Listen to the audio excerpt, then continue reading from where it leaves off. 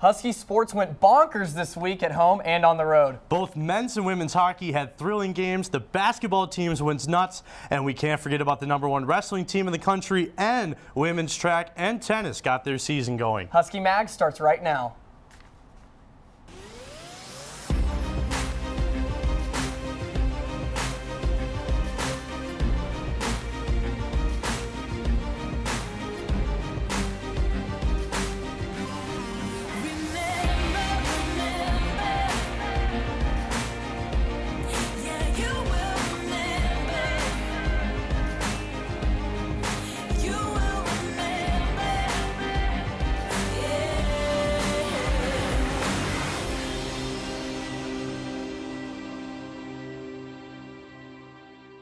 Welcome into this week's edition of Husky Mag. On today's episode, we'll showcase all the action from the past weekend.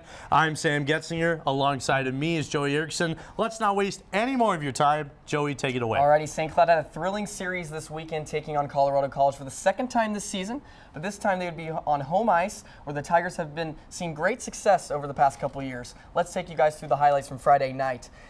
So Nick Paling gets into the dirty area. Jack Ashawn from the point throws one to the net. Nick Paling gets a stick on it, finds the back of the net past LeClaire. But then Trevor Gooch, the Gooch, comes in and finds the back of the net, throws the puck from a corner. And Rinnick had a tough time tracking that puck, got lost in his pads, and it snuck through. A really bad one to let in. Rinnick wasn't on top of his game in that first period. And then Mittendorf floats the puck towards the net, and I don't think Rinnick ever saw it. It goes over his shoulder into the net, a really tough break for him. And it seemed like the only way they were going to be able to defeat Rinnick that night was getting a couple of bad ones. That's how it goes. Cole McCaskill and Ben Copeland also got some assists on that. But no worries. In the second period, nothing happened. A lot of fast-paced hockey. Fun to watch, but either team could not get one past each other's goaltenders. But in the third period, the Paling line had a big night. Jack Paling curls around the back of the net, holds really patient from the slot, and fires one. It hits the post and in, and ties that game at 2 in the third period. And from there, the momentum just kept snowballing. Rinnick settled in really nicely after a tough first period, made a lot of big stops that kept St. Cloud in this game and gave him a chance to win. And that's exactly what you saw in double OT. A 3-on-3 action, you don't get to see a lot. It's a lot of fun to watch, a lot of open ice and space, and that's where great players can make a lot of good plays. As you saw in this one, Jack Paling, his brother, fires a pass right on the stick of Ryan Paling, and it was an easy tap into a wide open net. And that's how the result for that game went, as the Huskies get the 3-2 win. They do get the extra NCHC point, but it does go down as an official tie in the NCAA. Now as we move over to Saturday's game, which was another thriller, the Huskies were off to another hot start in this one as Patrick Newell down low to Lazat. Lazat puts the puck right on Jackson's stick, and he sneaks it in between LeClaire and the post to get the Huskies started up 1-0. Then Hinch, as the Minnesota Wild draft pick, slips through the D. The nice, beautiful toe drag, gets tripped up on his knees, puts it right under the bar. A beautiful highlight reel goal. Beautiful. He went 3-1 through the neutral zone, through pretty much the whole Colorado College team, off his knees too. Just great job by the Wild prospect. And then late in the first, the Tigers were on a power play. A big rebound off the pad of Rinnick, and Grant Khrushchev cleans it up. A yawning net, wide open. I don't think he could ever miss that shot 99 times out of 100. And he put that one in to get the Tigers on the board 2-1. Then we go into the second, and the Tigers really put it on the Huskies here. They had 4 goals. Started off by Blumenschein with a wide open in the slot, puts it low blocker side off Rinnick, and he beat him. And then we go in, Grant Khrushchev again. This was another power play goal. Puck gets hit in the air. He turns around, out of midair, whacks it home, right past the Raiders, just like that Lazat goal earlier in this year. It was a really beautiful goal on the power play. It was the second of the game. Then we go in more into the depth into the second period. Blumenschein comes behind the net, centers it to Gooch. The Gooch having a nice series. He puts that one in the back of net, and Rinnick actually gets pulled after that one. He had a tough night. Coaching staff decided to go with Smith this time. Put him in net. Smith didn't face a shot in the second period late, and then that's when we go into the third period, is when the Huskies had a beautiful comeback. The Herb was rocking. At first, Jack Ashawn from the corner gets it to Newell. Newell from the half wall Nice feathery pass in front, and Nick Perbix uses all 6'5" inches of his body to tip that one in and cuts the deficit to 1. And mind you, that was with 3 minutes left in the third period as well. Time really winding down. It was like a flashback. Colorado College must have had a little deja vu from back at home when they had 2-goal leads, 8 minutes to go, and they gave those up as well. So the Huskies were just looking for the same result here. And then Patrick Newell comes with a big goal to tie the game. It's a knuckle puck that bounces off a defender, goes in. Kurt couldn't find it off his stick, off his torso, and in the back of the net. A huge goal. And you were there. You heard the Herb. It was the loudest I've ever heard it. I don't know about you. The place erupted. I've been to a couple professional sporting events in my life, and I've never been in a facility that electric as the Herb was that night. It was amazing, and that would send us to overtime. And in OT, 5-on-5, Jackson slowly goes smooth to the way to the corner, looks behind, sees Patrick Newell, fires a backhand pass right on the tape of Newell, and Newell knows what to do with that, having the most productive season of his career. 32 points on the season, his 4th point of the night, finished it off for the Huskies and got them the win.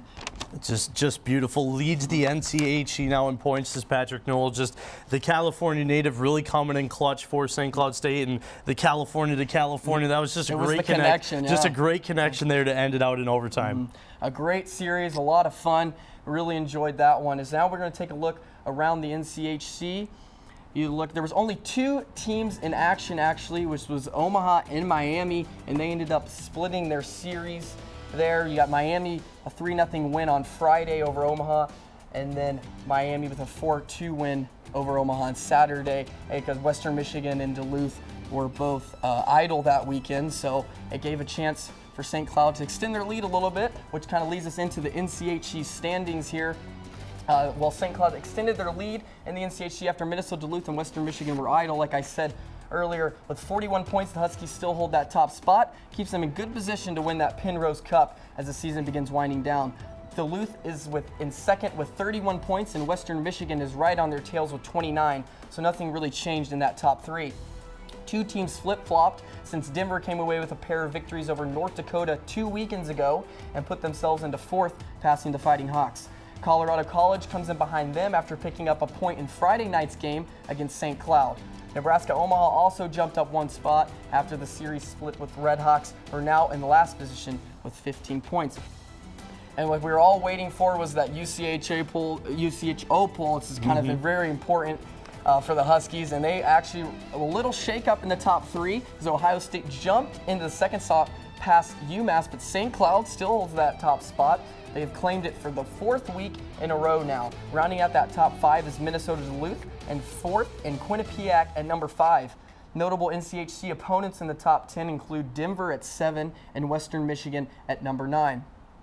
We take a look at the Huskies' upcoming schedule. If you're hoping for more Husky hockeys next weekend, I got some bad news. Sadly, they are heading into their bye week, but it comes at a good time. It gives them a chance to rest and get ready to finish the season strong after a really hard-fought series. They played over 60 minutes of hockey in both games, so I think it comes at a good time for them to finish it up. Exactly right. And one thing to note, only one more home series left at the Herb, and that's against UMD. And I believe that is the weekend of St. Cloud State spring break as well. So that place should be bumping. It should be buzzing. It's hopefully a great environment there, and it'll be a great job, or just a great game to wrap up NCHC play. And I have to say, if you've not seen the Huskies this year, you got to get out to the Herb and watch them. It's so exciting. You got one of the best. That's arguably, and I hear a lot of experts say it is the best conference in the league, and you're going to have 2 top 5 teams going at it at the Herb. It's going to be great.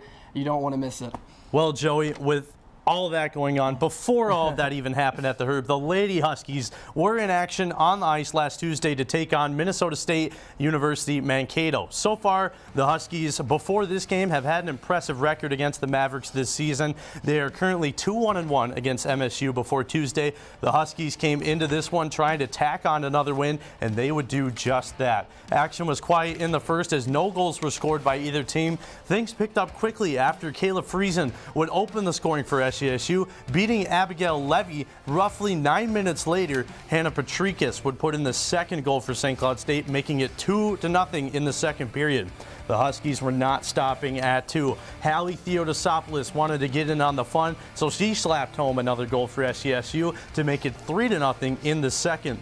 That would be all the action in the second period, but once the third period came around, Hannah Patricus put her second nail in the coffin, beating Levy for the second time to push the score to 4-rip.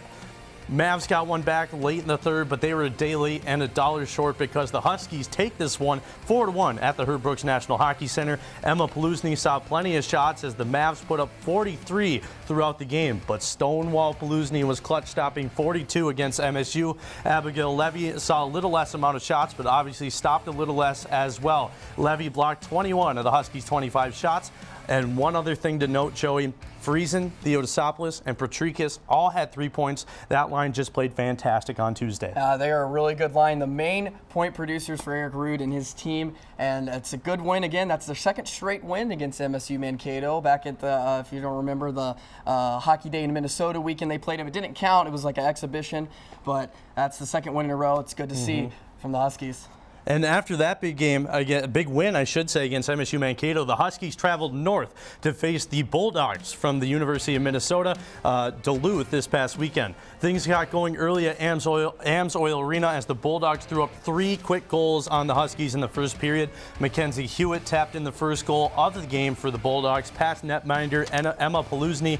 7 minutes later, UMD came firing once again as Sydney Brolt tacked on the second goal of the game for Minnesota Duluth. Huskies tried to battle back throughout the first period, but UMD struck again, increasing the lead to 3-0 after Lizzie Norton found the twine with 2 minutes left in the first. Things were quiet coming out of the first intermission until SCSU was able to take advantage of a UMD penalty, and Yanina Newland was able to finally put one on the board for St. Cloud State to make the score 3-1. The Bulldogs would rapidly respond with another goal past Paluzny. Riley Houston sniped one past Emma Paluzny to make it 4-1, and then a second surge would occur for the Huskies late in the second as Julia Silky Tilke was able to beat Maddie Rooney, who was in net for UMD. That puts the score at 4-2 going into the third, and unfortunately, that's how that one would end. The third period wrapped up in a stalemate, and UMD takes game one 4-2 over the Huskies. Emma Paluzny had 39 saves on 43 of the Bulldog shots, and Maddie Rooney blocked 19 of SCSU's 21 shots as well. Moving over into the following day, SCSU returned to Ames Oil looking for revenge against UMD. Things didn't look promising at first as Duluth threw up the first goal of the game in this first period, but that didn't faze the Huskies because under a minute later, Yanina Newland once again tallied the equalizer to tie it up at 1 apiece. St. Cloud State would go on to rattle off 2 more goals, one from Kayla Friesen in the middle of the second period, and then the Huskies went on the power play 2 minutes into the third, and Taylor Wemple would throw on the eventual game-winning goal. And Joey, I say eventual game-winning goal because the Bulldogs added on their second goal of the game, making it 3-2 late in the third. Well, 3-2 would be how this one ended as St. Cloud State Huskies split the weekend series against the Bulldogs from Duluth.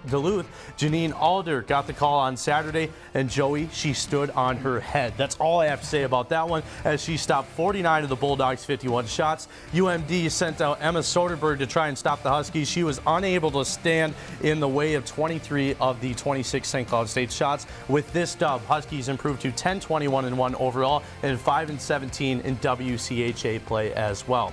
Now let's see how the weekend affected the WCHA standings.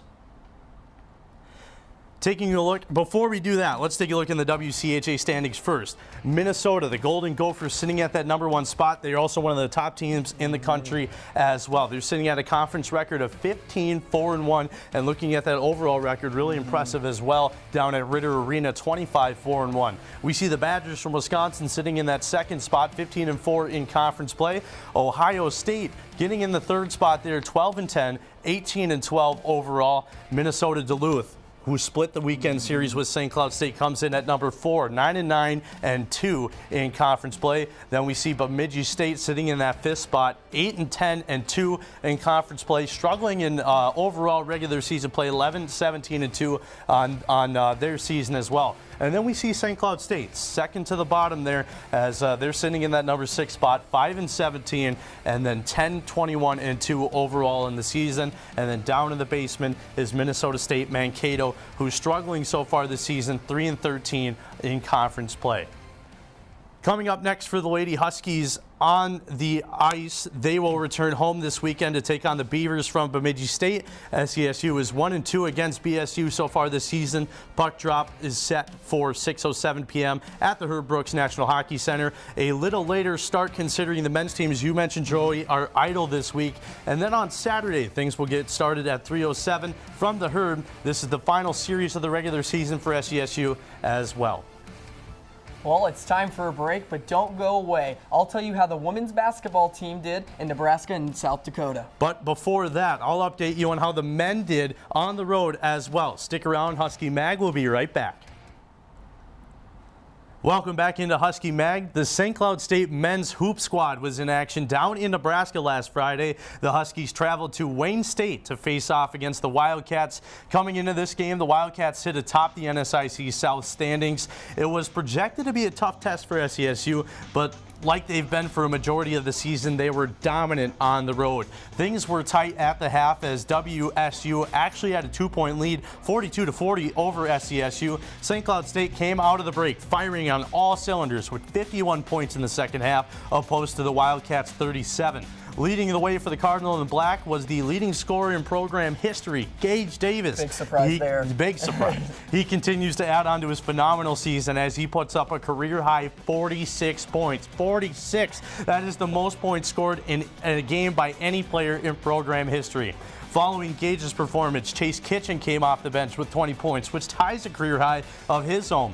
And then after him, the sharp-shooting St. Cloud native Brindley Tyson dropped 15 points, knocking down 4 threes from deep. And we can't forget about Sean Smith. Coming into this game, Smith was 2 blocks away from achieving the most block shots in a career by any player in program history. And within the first 10 minutes of the game, Smith swatted away 3 to become the program leader in block shots. He only had 2 points, but was able to pick up 4 steals and 5 assists to help the Huskies take Game 1 on the road in Nebraska in dominant fashion, 91-79 over the Wayne State Wildcats.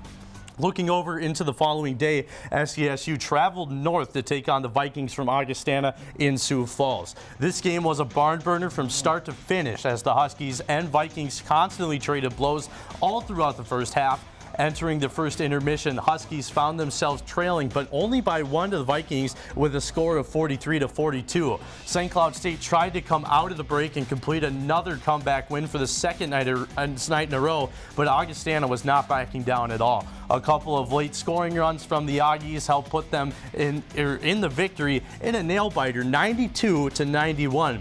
Leading the way once again was senior Gage Davis, not a surprise, as he put up 31 points. So to put that in perspective, Davis tallied 77 points over the weekend. That is also Gage's 3rd game in a row with 30 points. Behind him was once again Brindley Tyson with 22 points, going 4 for 4 from deep, and making history for the 2nd night in a row was Sean Smith as he chalked up 9 points, 1 steal, 4 assists, 7 rebounds, and 3 blocks. With those 3 blocks, he breaks his own record for most block shots in the season, which he set last year when he batted down 88 shots. He now has 89 blocks, and we still have some season left to go. So once again, Huskies drop a close one to the Augustana Vikings, 92-91 in South Dakota.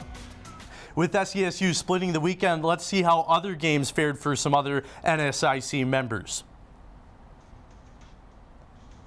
Taking a look, Concordia St. Paul was in a tough one against Bemidji State, and Concordia St. Paul knocked off St. Cloud State earlier this year pretty handily as well, but Bemidji State gets the win there, 73-58. On other news going on, Minot State picks up a pretty convincing win over Winona State, and Winona State has been no slouch this season. They have some great players out there as well. And then we see the Duluth Bulldogs. They were taking on Augustana in their match. 81-72, Bulldogs take that one away from the Vikings, and we've seen quite a few times this season the Bulldogs have really had St. Cloud State numbers, and they're sitting pretty good in the NSIC North as well. Looking over into some other action, Mary, they lose to Winona State, and You know, that one's not really surprising. Winona State's been really streaking. That was a battle of NSIC South versus NSIC North.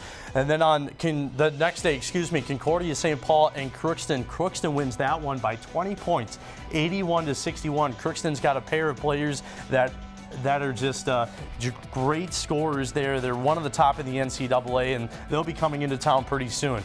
Minnesota State and Bemidji State. Minnesota State gets that one 77-66 as well. And then some other action going on. SMSU loses to Northern State. Northern State, the defending national runner-up. They actually beat the Mustangs 91-81 as well. After looking at all those results, here's how the NSIC standings shape up in the North as well. Sitting at that number 1 spot, as I mentioned, Joey, the defending runner-up in the NCAA Division II, Northern State, the Wolves, 15-3 in conference play, 19-5 overall, and they came into Hollenbeck Hall a couple weeks ago and beat SESU, unfortunately. Sitting at that number 2 spot, MSU Moorhead, 12-6 in conference play and 18-8 overall. St. Cloud State has had some success over them at home this season as well. In the 3 spot, we see our very own St. Cloud State Huskies, 12-6 in conference play and 17-7 overall, putting together a fairly impressive season.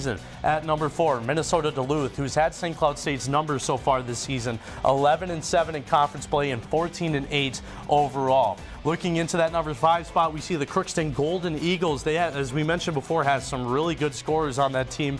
8-10 are they in conference play and 15-12 overall as well. Mary, Minot State, and Bemidji all wrap up the 6, 7, and 8 spot here respectively in the NSIC North as well. And coming up next for the men, they travel north next weekend for a huge 2-game stretch as they face off against Minnesota State Moorhead on Friday at 7:30 p.m. and then take on the defending NCAA runner-up Northern State on Saturday at 5:30 p.m. in Aberdeen, South Dakota. So a couple big matchups, a lot of good tests heading into the NSIC playoffs down the stretch for the Huskies. So we move in. The women's team went on their second longest road trip of the year, making their first stop in Wayne, Nebraska to take on Wayne State College on Friday. The first half was a back and forth affair. Both teams were clawing in hopes of finding a weakness, but neither could really take advantage. SCSU was able to take the lead into the locker room up 34-32. At halftime, thanks to Tori Wartz, who had 9 points after shooting 4 from 9 from the field and was able to hit one from beyond the arc. Madeline Dahman added 8 points herself from 50% shooting, nailing 2 trays and tallying on 4 rebounds and a steal. The story for Wayne State's first half was a little more balanced as both Brittany Bongartz and Maggie Lowe finished with the half with 8 points. The Wildcats had a better percentage from the field, but were not able to stop the Huskies from hitting 4 threes, and gave them a slight advantage heading into the third quarter. The third quarter is where the game came around, and that's when the Huskies applied pressure and dominated to open up the second half. SCSU outscored the Wildcats by 11 points in the third, and that would eventually be the difference in the game. St. Cloud State took this one 78-67 over Wayne State. Tori Wartz finished with a game-high 19 points while collecting 8 rebounds and 3 assists. Mally Doucette had a big second half with 11 points, adding to her total of 17, and shot an outstanding 70% from the field. Wow. And down low, Katrina Tice was 1 rebound shy of a double-double, along with her 11 points. Dahman played big minutes for the Husky and played a total of 32 down the stretch, along with her 14 points and 8 rebounds as well. Wayne State Bongartz had her third double-double of the year, but it just wasn't enough to overcome that third quarter deficit, as I mentioned earlier. And then on Saturday, after a victory, St. Cloud State looked to do more of the same thing on Saturday, but against a different opponent. The Huskies traveled north to meet Augustana University in Sioux Falls. As Tori Wartz did on Friday, she led the way again with 16 points, 4 rebounds, and 4 assists. But quietly behind her, Nikki Kilbon had a monster game on defense and finishing on the other end. She had herself a day, finishing a double-double, which consisted of 12 points and 13 rebounds. The Vikings' Lindsay Prosser had 11 points and went 2 from 5 from the three-point line. Abby Hora had 11 points, but did most of her contributing on the defense, coming away with 4 steals. This time, the second and third quarters were key to the Huskies' victory, outscoring the Vikings 36-19. St. Cloud was able to drain 5 more threes and had 10 points off turnovers that finished off their road trip with another great win over Augustana, 63-48. So obviously a lot of basketball this weekend, and I was going to ask you a couple questions because you've been calling a lot of the games this year, and both teams are going to get ready to go into the NSIC playoffs. What have you seen for them? What do you think some of the men's and women's teams need to improve on heading into those playoffs? Well, for both teams, they've been really interesting seasons. The women's team has some great rim protectors. Nikki Kilbotton's leading the NSIC in block shots a game. If they can get out of or keep away from the foul trouble, they should be doing pretty good throughout the NSIC playoffs. MSU Moorhead's a good team. Duluth's a good team. Looking over on the men's side of things, St. Cloud State senior-led, a lot of great scorers as well. I think they could really make a great push deep into the NSIC playoffs and maybe into the NCAA tournament as well. All right, so after that, with a couple of key victories over the weekend, the Huskies find themselves in the 4th spot in the North Division of the NSIC standings. MSU Moorhead is on top with a 15-3 record in conference play, while Minnesota Duluth has the same record. Moorhead holds the overall advantage. U of Mary, who has split wins with the Huskies this season, is 1 game ahead of us in the 3rd spot. And behind the Huskies is a group of teams with losing records, including Minot State, Northern State. Rounding out the bottom is Minnesota Crookston, who is 5-13 in conference play, and Bemidji State, who's 3-15. So the ladies are going to actually be taking on that top team, as you mentioned earlier in the NSIC, is where the Huskies are headed to next weekend to take on MSU Moorhead in Moorhead, Minnesota. Tip-off for that one is on Friday at 5:30, and the next day they'll go to South Dakota for a matchup against Northern State, who they have already beat this season at Hallenbeck Hall 76-64. They hope for the same result on Saturday at 3:30. Well, Joey, coming up after the break, we will let you know how the #1 wrestling team in the country did this past week. The women's track and tennis team had their first action of the year. Make sure to find out how they fared. The #1 wrestling team in all of the land was in action last Thursday, taking on a solid Upper Iowa Peacock squad. Let's take a look at how that one went. SCSU was able to get the win in the duel 33-4 over the Peacocks. And a couple things to point out to you here, Joey. #2 ranked wrestler at 125 in all NCAA, Brett Velasquez, lost 14-6. That's something we haven't seen a lot of from him as well. But they were able to rattle off a couple of wins from there. We saw #2 James Plesky get a win 14-5 in his match. The Minnesota native, #11 ranked wrestler at 165, Devin Fitzpatrick, was able to get a win 12-4. Scott Eichens, the #2 wrestler, was able to get a win 8-5. Vince Dietz, the #1 wrestler at 197, got a 2-1 win. That one was a pretty close one. And then looking over that heavyweight division, St. Cloud State got another win there, 12-3. So once again, St. Cloud State 33-4 over a pretty impressive Upper Iowa squad who has been ranked for a little bit throughout the season in the NCAA as well. But that wasn't the only taste of action for SCSU, because on Saturday it was senior night and the final duel of the regular season as they went head-to-head with the Mavericks from Mankato. And as I mentioned, that was senior night. We at Husky Mag want to say a big thank you and congratulations to all the seniors out there on the wrestling team. A lot of great accomplishments they've had in the program as well. And we'll be able to see how this one went as St. Cloud State went up against the Mavericks, and it was a pretty decent match. The Mavericks, a really top team in the NSIC in wrestling, and they're also ranked in there as well. We'll see how this one goes. Huskies win that one 30-9 on senior night. No surprise there. And Brett Velasquez, #2 in the country, got a little bit of revenge from his loss earlier in the week. He was able to win that one, and still a close one, 4-0. James Plesky, the #2 wrestler, 149, as we mentioned before, he had a close one. 3-2 was the final of his score. Vince Dietz at 197 got a win in a fall with 4 minutes into that match. And then Zach Muller, #11 wrestler in the heavyweight division, was able to beat Minnesota State Mankato's Villanelle 15-0. So great job by the Huskies as they win 30-9 over Mankato. And after going 2-0 this past weekend, here's how SCSU sits in the NSIC wrestling standings. They're sitting up there right at the top as they are in the NCAA standings as well. 7-0 in conference play. Behind them, Minnesota State, who they just recently knocked off. They're 7-1 in conference play. Upper Iowa sitting in that 3rd spot, 5-3. Augustana in that 4th spot, 4-3. And then it's U Mary, Northern State, Minot State, MSU Moorhead to wrap up the 5 through 9 spots respectively here in NSIC wrestling. And coming up next for the defending champs, they get ready for the NCAA Division II Central Region Tournament, which is held in Moorhead, Minnesota. The regional will take place on February 23rd with times to be determined as well. Alrighty, so now we're going to get a little tennis action. So the ladies tennis team was in action in Duluth, Minnesota, taking on the Beavers from Bemidji State.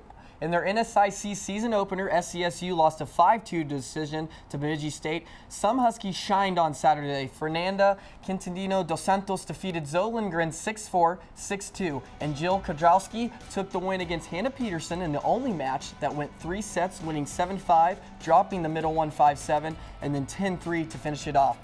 In the doubles competition, the Huskies had a lone win when both Dos Santos and Kudrowski teamed up to defeat the Beavers' Lindgren and Adriana Lopez 6-1.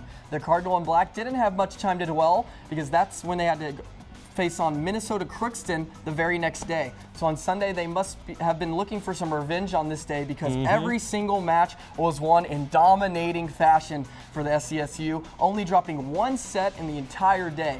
In the singles competition, Dos Santos, Samantha Fitzpatrick, Anne Maria White, Olivia Fredrickson, Catherine Monteferrin, and Claire Olson each won their matchups against the Golden Eagles 6-0, 6-rip.